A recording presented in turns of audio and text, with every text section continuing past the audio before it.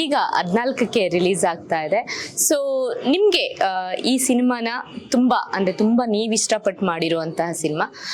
ಯಾವ ಥರ ಎಕ್ಸೈಟ್ಮೆಂಟ್ ಅಲ್ಲಿ ಇದ್ದೀರಾ 14ನೇ ತಾರೀಕು? ಎಲ್ಲೋ ಬೀದಿ ನಾಟಕ ಮಾಡ್ಕೊಂಡಿದ್ದಂಥ ಹುಡುಗ ಡ್ರಾಮಾಗಳು ಮಾಡಿಕೊಂಡು ಇಲ್ಲಿವರೆಗೂ ಬಂದಿರೋದು 8 ವರ್ಷದ ಪ್ರಯಾಣ. ಒಂದು ಚಿತ್ರಕ್ಕೆ ಸಮಯ ಕಾಲಾವಕಾಶ ತಗೊಂಡಿರೋದು ನಾವು.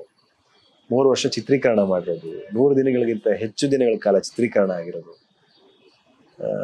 ನನ್ನ ಅಷ್ಟು ವರ್ಷದ ಶ್ರಮ ಮತ್ತು ಕನಸು ಇವತ್ತು ತೆರೆ ಮೇಲೆ ಬರ್ತಿರೋದು ಬಹಳ ಖುಷಿ ಇದೆ. ನನ್ನ ಒಬ್ಬನ ಕನಸು ಅಂತ ಹೇಳಿದ್ರೆ ತಪ್ಪಾಗುತ್ತೆ. ನಮ್ಮ ನಿರ್ದೇಶಕ ಗುರುಗಳಾದಂಥ ಸಿಂಪಲ್ ಸುನಿ ಸರ್ 10 ಸಿನಿಮಾ ಮಾಡಾದ್ಮೇಲೂ ಕೂಡ ಅವ್ರು ಹೇಳ್ತಾರೆ, ನನ್ನ ಕೆರಿಯರ್ನ ಬೆಸ್ಟ್ ಸಿನಿಮಾ ಗತವೈಭವ, ನನ್ನ ಕನಸಿನ ಕೂಸು ಗತವೈಭವ, ನಾನು ಇದಕ್ಕೆಲ್ಲ ಅರ್ಪಿಸಿದ್ದೀನಿ ಅಂತ ಅವ್ರು ಹೇಳ್ತಾರೆ ಸುನಿ ಸರ್. ಆಶಿಕ್ ಅವ್ರು 19 ಸಿನಿಮಾ ಮಾಡಾದ್ಮೇಲೆ ಈ ಥರದೊಂದು ಪಾತ್ರ ನನಗೆ ಸಿಕ್ಕಿರೋದು ನನ್ನ ಪುಣ್ಯ. ನನ್ನ ಕೆರಿಯರಲ್ಲಿ ನಾನು ಏನು ಮಾಡಿದೀನಿ ಅಂದ್ರೆ ನಾನು ಗತವೈಭವ ಮಾಡಿದ್ದೀನಿ ಅಂತ ಹೇಳಬಲ್ಲೆ ಅಂತ ಆಶಿಕಾ ಹೇಳ್ತಾರೆ. ವಿಲಿಯಂ ಡೇವಿಡ್ ಸರ್ ಅಂತ ವಿಕ್ರಾಂತ್ ರೋಣ ಮಾಡಿರುವಂಥ KD ಮಾಡಿರುವಂಥ DOP, ಇದು ನನ್ನ ಕೆರಿಯರಲ್ಲಿ one of the best works ಅಂತ ಅವ್ರು ಹೇಳ್ತಾರೆ. ಜೂಡಾಸ್ ಆ್ಯಂಡಿ ಸರ್ 28 ಸಿನಿಮಾ ಸಂಗೀತ ಸಂಯೋಜನೆ ಮಾಡಾದ್ಮೇಲೆ ಗತವೈಭವನೇ ನನ್ನ ನಂಬರ್ 1 ಸ್ಥಾನ ನಾನು ಕೊಡ್ಬೋದು ಅಂತ ಹೇಳ್ತಾರೆ. ಅವ್ರು ಮಾಡಿರೋ ಬ್ಯಾಕ್ಗ್ರೌಂಡ್ ಸ್ಕೋರ್ ನಿಜವಾಗ್ಲೂ ಸಿನಿಮಾನ ಒಂದು ಬೇರೆ ಲೆವೆಲ್ಗೆ ತಗೊಂಡೋಗಿದೆ. ಸಿನಿಮಾ ಅನ್ನೋದು ನೋಡೋದು ಕೇಳೋದಲ್ಲ.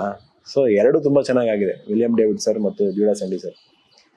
ಇದೆಲ್ಲ ಹೊರಗಡೆ ತೆರೆ ಮೇಲೆ ಬರ್ತಾ ಇರೋದು ತುಂಬ ಖುಷಿ ಇದೆ. ಟೀಸರ್ ನೋಡಿರೋವಂಥವ್ರು, ವರ್ಣಮಾಲಾ ಹಾಡು ನೋಡಿರೋವಂಥವ್ರು ಮತ್ತು ಶಿಪ್ ಹಾಡನ್ನು ನೋಡಿರೋವಂಥವ್ರು ತುಂಬ ಪ್ರಶಂಸೆ ವ್ಯಕ್ತಪಡಿಸ್ತಿದ್ದಾರೆ. ಪೋಸ್ಟರ್ಗಳನ್ನ ನೋಡಿರುವಂಥವ್ರು ತುಂಬ ಪ್ರಶಂಸೆ ವ್ಯಕ್ತಪಡಿಸ್ತಿದ್ದಾರೆ. ಈ ರೀತಿ ಒಂದು ಸಿನಿಮಾ ಕನ್ನಡದಲ್ಲಿ ಆಗ್ತಿದೆ ಅನ್ನೋದು ನಮಗೆ ಒಂದು ಆಶ್ಚರ್ಯ ಆಗ್ತಿದೆ. ಈ ಥರದೊಂದು ದೊಡ್ಡ ಮಟ್ಟದ ಸಿನಿಮಾ ಮಾಡ್ತಾ ಇದ್ದೀರಾ, ಒಂದು ಟೇಸ್ಟ್ ಕಾಣ್ತಿದೆ ಅಂತಂದ್ರು. ಶಿವಣ್ಣ ಅದನ್ನೇ ಹೇಳಿದ್ರಲ್ಲ, ಶಿವಣ್ಣ ಒಂದು ಟೇಸ್ಟ್ಫುಲ್ ಆಗಿ ಮಾಡ್ತಿದ್ದೀರಮ್ಮ ಸಿನಿಮಾ, ತುಂಬ ಚೆನ್ನಾಗಿ ಬಂದಿದೆ, ಇದು ಎಲ್ಲಿಗೆ ಬೇಕಾದ್ರೂ ಹೋಗುತ್ತೆ ಅಂತಂದ್ರು.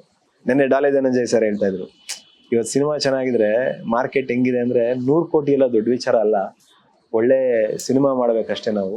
ಈ ಸಿನಿಮಾಗೆ ಆ ತಾಕತ್ತಿದೆ, ನಿಜವಾಗ್ಲೂ ಒಳ್ಳೇದಾಗುತ್ತೆ ನಿಮಗೆ ಅಂತ ಪಾಪ ಅವರು ನೆನ್ನೆ ಸುಮಾರು ಹೊತ್ತು ರಾತ್ರಿವರೆಗೂ ಮಾತಾಡಿದ್ವಿ. ಸೊ ಆ ಥರದ್ದು ಚಿತ್ರರಂಗದಲ್ಲಿ ಗಣ್ಯರು ಅಂತ ಅನ್ಸ್ಕೊಂಡಿರೋವಂಥವ್ರು, ಸಾಕಷ್ಟು ಸಿನಿಮಾಗಳು ಮಾಡಿರೋವಂಥವ್ರು, ಅನುಭವಿಗಳು ಬಂದು ಸಿನಿಮಾ ಬಗ್ಗೆ ಒಂದು ಬೇರೆ ರೀತಿನೇ ಮಾತಾಡಿದಾಗ, ಒಂದು ದೊಡ್ಡ ಹಂತದಲ್ಲಿ ಮಾತಾಡಿದಾಗ ನಾವು ಬಹುಶಃ ಒಳ್ಳೆ ಕೆಲಸ ಮಾಡಿದೀವಿ ಅಂತ ಅನ್ನಿಸ್ತಾ ಇದೆ. ನವೆಂಬರ್ 14ಕ್ಕೆ ಸಿನಿಮಾ ತೆರೆ ಕಂಡಾದ್ಮೇಲೆ ಜನ ನಾವು ಅಂದ್ಕೊಂಡಿದ್ದೆ ಬೇರೆ, ಸಿನಿಮಾ ಇನ್ನೂ ಬೇರೆ ಥರನೇ ಇದೆ, ಕನ್ನಡದಲ್ಲಿ ಈ ಥರದೊಂದು ಪ್ರಯೋಗ ಆಗಿರೋದು ನಮ್ಗೆ ಹೆಮ್ಮೆ ಇದೆ ಅಂತ ಹೇಳ್ತಾರೆ ಅಂತ ನನ್ನ ನಂಬಿಕೆ. ಆಮೇಲೆ ಸಿನಿಮಾ ನೋಡಿರೋರು, ಈ ಸಿನಿಮಾದಲ್ಲಿ ಯಾರೋ ದೊಡ್ಡ ದೊಡ್ಡ ಸ್ಟಾರ್ಗಳ ಥರ ಇಲ್ಲ, ನಾನು ಒಬ್ಬ ಹೊಸಬ. ಸಿನಿಮಾ ನೋಡಿರೋಂಥ ಜನ ಅವರೇ ಇದನ್ನ ಪ್ರಚಾರ ಮಾಡ್ತಾರೆ, ಇನ್ನೊಂದು 4 ಜನಕ್ಕೆ ಹೇಳ್ತಾರೆ ಹೊಸಬ್ರು ಸಿನಿಮಾ ಬಂದಿದೆ, ತುಂಬಾ ಚೆನ್ನಾಗಿ ಬಂದಿದೆ ನೋಡಿ ಅಂತ ಜನನೇ ಇದನ್ನ ಪ್ರಚಾರ ಮಾಡ್ತಾರೆ ಅಂತ ನನ್ನ ನಂಬಿಕೆ. ಯಾವ ತರ ಜಾನರ್ ನಿಮಗೆ ತುಂಬಾ ಇಷ್ಟ ಆಗುತ್ತೆ?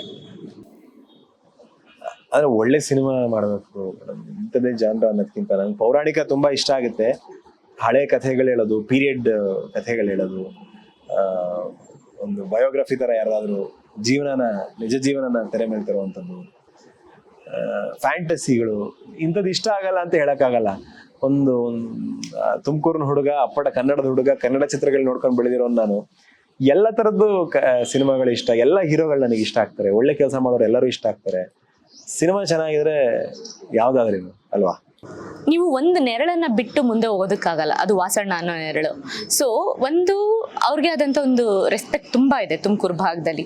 ಸೊ ನೀವು ಅವರ ಮಗ ಆಗಿ ಸಿನಿಮಾ ಇಂಡಸ್ಟ್ರಿಗೆ ಬರ್ತಾ ಇದ್ದಾಗ ನಿಮ್ಗೆ ಕತೆಗಳ ಆಯ್ಕೆನೂ ಬಹಳ ಇಂಪಾರ್ಟೆಂಟ್ ಆಗುತ್ತೆ, ನೀವು ತೋರಿಸ್ಕೊಳ್ಳುವಂತ ಪಾತ್ರ ಇಂಪಾರ್ಟೆಂಟ್ ಆಗುತ್ತೆ. ಸೊ ಈ ಜವಾಬ್ದಾರಿ ಜಾಸ್ತಿ ಆಗ್ಬಿಡ್ತು ಅಥವಾ ಏನೋ ಪ್ರೆಷರ್ ಅಂತ ಏನಾದ್ರು ಅನ್ಸುತ್ತಾ? ಅಲ್ಲ, ಅದು ನೀವು 2 ತರ ನೋಡ್ಬೋದು. ಪ್ರೆಷರ್ ಅಂತ ನೋಡ್ಬೋದು, ಇಲ್ಲ ಜವಾಬ್ದಾರಿ ಅಂತಲೂ ನೋಡ್ಬೋದು, ಇಲ್ಲ ಅದೃಷ್ಟ ಅಂತಲೂ ನೋಡ್ಬೋದು, ಇಲ್ಲ ಆಶೀರ್ವಾದ ಅಂತಲೂ ನೋಡ್ಬೋದು. ಸಾಕಷ್ಟು ಜನ ಒಳ್ಳೇದಾಗ್ಲಿ ಅಂತ ಆಶೀರ್ವಾದ ಮಾಡುವಂಥವ್ರು ಇರ್ತಾರೆ. ನಿಮಗೆ ರಾಜಕಾರಣದಲ್ಲಿ ಒಂದು ಹೇಳ್ತೀನಿ, ನಿಮ್ಮನ್ನು ಇಷ್ಟಪಡೋ ಜನ 30ರಿಂದ 40% ಜನ ಅಷ್ಟೇ.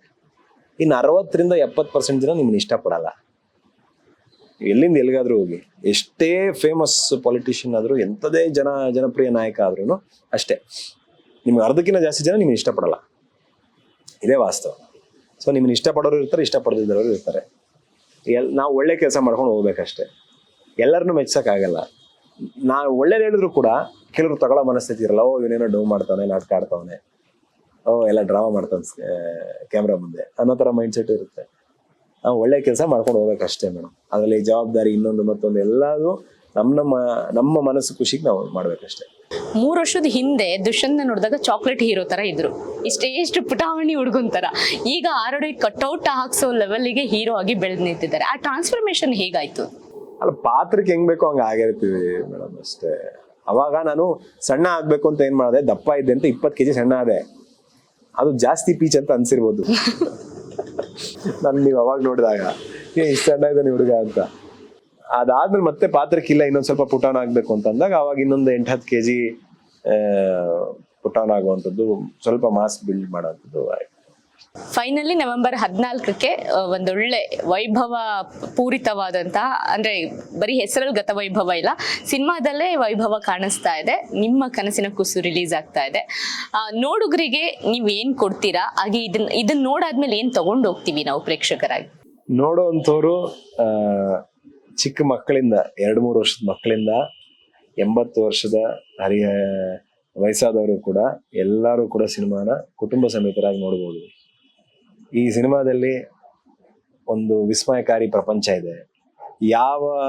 ಈ ನೆಲದ ಯಾವ ಕಥೆಗಳನ್ನ ಕೇಳ್ಕೊಂಡು ಬೆಳೆದಿರ್ತಾರೆ, ಸನಾತನ ಧರ್ಮದ ವಿಚಾರಗಳು, ಆ ಅಂಶಗಳನ್ನ ಯಾವುದು ಕಥೆಗಳಾಗಿ ಕೇಳಿರ್ತೀರಾ ಅದನ್ನ ನೀವು ತೆರೆ ಮೇಲೆ ನೋಡುವಂತ ಒಂದು ಅವಕಾಶ ಸಿಗುತ್ತೆ. ನಂಬಿಕೆಗಳು, ನೀವು ಪುನರ್ಜನ್ಮದಲ್ಲಿ ನಂಬ್ತೀರಾ, ಮತ್ತೆ ರೀಇನ್ಕಾರ್ನೇಷನ್ ಅಲ್ಲಿ ನಂಬ್ತೀರಾ, ಅದನ್ನ ನೀವು ತೆರೆ ಮೇಲೆ ನೋಡುವಂತ ಒಂದು ಬೇರೆ ಒಂದು ಅವಕಾಶ. ಇಲ್ಲ ಸೈಕಾಲಜಿ ನಂಬ್ತೀರಾ, ಸೈಕಾಲಜಿನ ಬೇರೆ ಬೇರೆ ರೀತಿ ಹೇಳೋವಂಥದ್ದು ಕೂಡ ಸಿನಿಮಾದಲ್ಲಿದೆ. ನೀವು ಒಂದು ರಾಮ್ ಕಾಮ್ ನ ನೋಡಿ ಬೆಳೆದಿರೋರ, ನಿಮ್ಗೆ ರಾಮ್ ಕಾಮ್ ಅಂದ್ರೆ ಇಷ್ಟನಾ, ರೊಮ್ಯಾನ್ಸ್, ಕಾಮಿಡಿ ಈ ತರದೆಲ್ಲ ನೀವು ಎಂಜಾಯ್ ಮಾಡ್ತೀರಾ. ಒಂದು ಡೀಪ್ ರೂಟೆಡ್ ಲವ್ ಸ್ಟೋರಿ ಇದೆ. ಸಾಕಷ್ಟು ವರ್ಷಗಳಿಂದ, ಸಾಕಷ್ಟು ದಶಕಗಳಿಂದನೇ ತೆರೆ ಮೇಲೆ ಆ ತರದೊಂದು ಇದನ್ನ ನಾವು ನೋಡಿಲ್ಲ. ಒಂದು ನಿಷ್ಕಲ್ಮಶವಾದ ಪ್ರೀತಿ ಸಿನಿಮಾದಲ್ಲಿದೆ. ಕರಾವಳಿ ಭಾಗದ ಜನ, ಕರಾವಳಿ ಭಾಗದ ಸಂಸ್ಕೃತಿ ತೋರುವಂತ ಒಂದು ಪೋರ್ಷನ್ನೇ ಇದೆ. ಅದರಲ್ಲಿ ಕಂಬಳ 4-5 ವಿವಿಧ ರೀತಿಯ ಕಂಬಳ ಓಡಿಸಿರೋದಿದೆ. ನಾನು 2-2.5 ತಿಂಗಳು ಅಲ್ಲೇ ಇದ್ದೆ. ಅಲ್ಲಿನ ಭಾಷೆ ಕಲಿತು, ಅಲ್ಲೇ ಜನರ ಜೊತೆ ಇದ್ದು, ಆ ಹಳ್ಳಿಗಳಲ್ಲಿದ್ದು, ಅವ್ರ ಜೊತೆ ಅವ್ರ ಊಟ ನಾವು ಮಾಡಿ, ಅವ್ರ ಜೊತೆ ಹೊಳೆಗಳಲ್ಲಿ ಸ್ನಾನ ಮಾಡಿಕೊಂಡು ಕಂಬಳ ಓಡಿಸೋದು ಕಲಿತು, ಅವ್ರ ಜೊತೆ ಒಂದು ಜರ್ನಿ ಇದೆ. ಆ ಪಾತ್ರಕ್ಕೆ ನಾವು ಇಳಿಬೇಕು ಅಂದ್ರೆ ಅಲ್ಲಿನ ನಾನು ಆಗ್ಬೇಕಲ್ಲ, ಆ ಜರ್ನಿ ಇದೆ.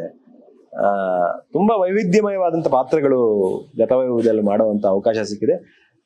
ಒಂದು ಗ್ಯಾರಂಟಿ ಏನ್ ಹೇಳಬಲ್ಲೆ ಅಂದ್ರೆ, 1 ಟಿಕೆಟ್ ದುಡ್ಡಿಗೆ 4 ಸಿನಿಮಾ ನೋಡ್ದಂಗ ಆಗುತ್ತೆ. ನಿಮ್ಗೆ ಏನ್ ಸಿಗುತ್ತೆ ಅಂದ್ರಲ್ಲ ಕೊನೆಗೆ 4 ಸಿನಿಮಾ ನೋಡಿ ಬಂದ್ಮೇಲೆ 4 ಸಿನಿಮಾ ನೋಡ್ದಂಗ ಆಯ್ತು ಗುರು ಅಂತ. ಸಖತ್ತಾಗಿದೆಯಲ್ಲ, ಈ ತರದ್ ನೋಡಿರ್ಲಿಲ್ಲ, ಏನೋ ಡಿಫ್ರೆಂಟ್ ಆಗಿದೆ, ಸಖತ್ತಾಗಿದೆ. ಇದನ್ನ ಹೇಳ್ಬೇಕು, ನಮ್ಮ ಫ್ಯಾಮಿಲಿ ಅವ್ರಿಗೆ ಹೇಳಿ ಕಳಿಸ್ಬೇಕು ಇದಕ್ಕೆ ಅಂತ ಜನ ಹೇಳ್ತಾರೆ. ಆ ಥರ ಆಗುತ್ತೆ ಅನ್ನೋ ನಂಬಿಕೆ ನನಗಿದೆ. ನಂದು ಕೊನೆಯದಾದ ಒಂದು ಪ್ರಶ್ನೆ, ಒಂದು ಡೌಟು. ನಿಮ್ಗೆ ಆಲ್ರೆಡಿ ಈಗ ಸಾಕಷ್ಟು ಜನ ಕಾಂಪ್ಲಿಮೆಂಟ್ಸ್ ಕೊಟ್ಟಿರ್ತಾರೆ, ನೀವು ತೆಲುಗು ಹೀರೋ ದುಲ್ಕರ್ ತರ ಸ್ವಲ್ಪ ಕಾಣಿಸ್ತೀರಾ ಅಂತ. ಸೊ ಈ ಸಿನಿಮಾ ತೆಲುಗು ಮತ್ತೆ ಕನ್ನಡ ಎರಡರಲ್ಲೂ ರಿಲೀಸ್ ಆಗ್ತಾ ಇದೆ. ಅಂಡ್ ತೆಲುಗು ಪ್ರೇಕ್ಷಕರು ನಿಮ್ಮನ್ನ ಆಲ್ರೆಡಿ ಒಪ್ಕೊಂಡಿದ್ದಾರೆ, ಖುಷಿನೂ ಕೂಡ ಪಟ್ಟಿದ್ದಾರೆ, ಅಂಡ್ ವಿಶ್ ಕೂಡ ಮಾಡಿದ್ದಾರೆ. ಸೊ ಒಂದು ವೇಳೆ ನಿಮ್ಗೆ ತುಂಬಾ ಆಫರ್ಗಳು ಬಂದು ನೆಕ್ಸ್ಟ್ ಸಿನಿಮಾಗಳಿಗೆ ತೆಲುಗು ಅಂದ್ರೆ ಬೇರೆ ಭಾಷೆನಲ್ಲೇ ಜಾಸ್ತಿ ಸಿನಿಮಾಗಳು ಬಂದ್ರೆ ಕನ್ನಡ ಮರಿತೀರಾ ಹೇಗೆ? ಹಿಂಗಾರೆ ಅಪ್ಪಟ ತುಮಕೂರಿನ ಕನ್ನಡದ ಹುಡುಗ ಅಂತ ಈಗ ಹೇಳ್ತಾ ಇದ್ದೀರಾ, ಮುಂದಿನ ಇದ್ರಲ್ಲಿ ದಿನಗಳಲ್ಲಿ? ಅಲ್ಲ, ಈಗ ನನ್ನಲ್ಲೇ ಕನ್ನಡ ಇದೆ ಅಂದಾಗ ನಾನು ಎಲ್ಲೋದ್ರೂ ಕನ್ನಡ ನನ್ನ ಜೊತೆನೇ ಇರುತ್ತೆ. ನಾನು ಎಲ್ಲೋದ್ರೂ ನನ್ನ ಜೊತೆ ತಗೊಂಡು ಹೋಗ್ತೀನಿ ನಾನು, ಅಲ್ವಾ? ಆಮೇಲೆ ಯಾಕೆ ನಾವು ಬೇರೆ ಕಡೆ ಹೋಗೋದನ್ನೇ ಎಷ್ಟು ದಿನ ಮಾತಾಡೋದು? ಕರ್ಸೋಣ ಬಿಡಿ, ಆ ಕಾಲ ಬರುತ್ತೆ, ಶಕ್ತಿ ಕೊಡ್ತಾರೆ ಜನ, ಎಲ್ಲರನ್ನು ಕರೆಸೋ ಅವಕಾಶಗಳು ಸಿಗ್ತವೆ. ಕಾಲ ಅಷ್ಟೇ ಬದಲಾಗ್ತಿರುತ್ತೆ. ಇವತ್ತಿದ್ದಂಗೆ ಶುಕ್ರವಾರ ಇರಲ್ಲ, ಮುಂದಿನ ಶುಕ್ರವಾರಕ್ಕೆ ಏನೋ ಬೇರೆ ಆಗುತ್ತೆ, ಇನ್ನು 2 ಶುಕ್ರವಾರಕ್ಕೆ ಬದಲಾಗ್ಬೋದಲ್ಲ. ಸೊ ಒಂದು ಶುಕ್ರವಾರ ಯಾರ ಜೀವನದಲ್ಲಿ ಹೆಂಗ್ ಬೇಕಾದ್ರೂ ಬದಲಾಯಿಸ್ಬೋದು. ಸೊ ಆ ಒಳ್ಳೆ ಶುಕ್ರವಾರ ಗುಡ್ ಫ್ರೈಡೆ ನಮ್ಮ ಲೈಫಲ್ಲೂ ಬರುತ್ತೆ ಅನ್ಕೊಂಡಿದೀವಿ. ಅದಾದ್ಮೇಲೆ ಎಲ್ಲ ಬದಲಾಗುತ್ತೆ ಅಂತ ನಾನು ಅನ್ಕೊಂಡಿದೀವಿ. All the best. ನವೆಂಬರ್ 14ಕ್ಕೆ ಗತವೈಭವ ಸಿನಿಮಾ ರಿಲೀಸ್ ಆಗ್ತಾ ಇದೆ. ಥ್ಯಾಂಕ್ ಯು ಮೇಡಮ್, ಧನ್ಯವಾದಗಳು, ಬಹಳ ಚೆನ್ನಾಗಿ ನಡೆಸ್ಕೊಟ್ರಿ. Thank you so much sir. Yes, November 14ಕ್ಕೆ ಗತವೈಭವ ಸಿನಿಮಾ ಕನ್ನಡ ಮತ್ತೆ ತೆಲುಗು ಎರಡೂ ಭಾಷೆಯಲ್ಲಿ ಕೂಡ ರಿಲೀಸ್ ಆಗ್ತಾ ಇದೆ. ಹೊಸ ನಟ ಅನ್ನೋದಕ್ಕಿಂತ ಒಂದೊಳ್ಳೆ ಪ್ರತಿಭೆ ಇಟ್ಕೊಂಡು ಸ್ಯಾಂಡಲ್ವುಡ್ಗೆ ಎಂಟ್ರಿ ಆಗ್ತಾ ಇರುವಂತಹ ದುಷ್ಯಂತ್ಗೆ ಒಳ್ಳೇದಾಗ್ಲಿ ಅಂತ ನಾವು ಕೂಡ ಹಾರೈಸೋಣ. ಮತ್ತಷ್ಟು ಒಂದೊಳ್ಳೆ ವಿಚಾರಗಳಿಗಾಗಿ ಈ ಸಂಜೆ ನ್ಯೂಸ್ ಅನ್ನ ಸದಾ ನೋಡ್ತಾ ಇರಿ.